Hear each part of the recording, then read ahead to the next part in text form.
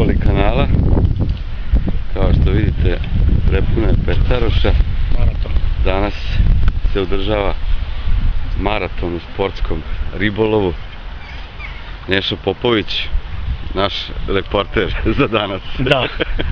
Pa, evo, kao što ste čuli, imamo prijavljeno 46 ekipa, znači 92 takmičara, pošto svaka ekipa ima 2 takmičara. Imamo, tu su predstavnici karaša iz Bosne i Hercegovine, iz Brčkog, imamo tu iz Tuzle, Gornji Milanovac, cijela Srbija je maltene ovde.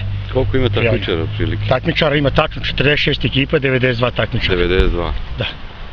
Imamo 3 sektora, prvi i drugi sektor je prema Novom Sadu, ona obala nizvodno, a treći sektor je ovde prema Srbobranu.